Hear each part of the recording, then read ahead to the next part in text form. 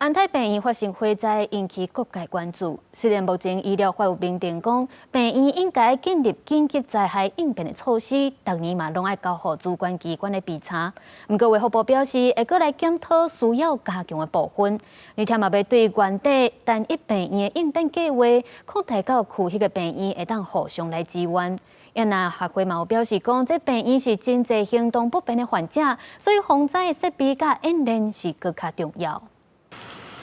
屏东东港安泰病院车车透早发生火警，四界拢是乌烟。医护人员第一时间努力疏散在床的病人到1楼，部分也不用行病人家己逃生。不过最后意外造成9个人死亡。台湾医务管理学会指出，医疗院所每年拢配合政府进行专项甲实体紧急应变演练，降低火灾伤亡。不过，这摆病院内底大部分是行动不方便、脆弱族群，更多是风灾。火警发生的时阵，又加上跳电，救灾困难度真悬。机房以外，另外的医院的高危险区域，就是包含像病房区或者像厨房等等，也都是平常我们比较容易看得到，在医疗机构里面易发生火灾的高风险的一些区域。根据目前的系统性的一个调查，去了解到底真正发生这个火警的原因，以及在火警发生的第一时间，到底它的防火区划为何？根据台湾备案通报系统统计，公共意外类型以水电空调、医疗气体供应医上常看到，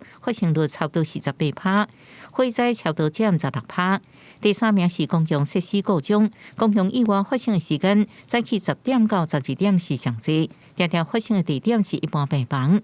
卫福部表示，这统计是鼓励医疗院所自主通报，并不是强制要求。统计病院不包含全部病院，不过应作为改善安全的参考。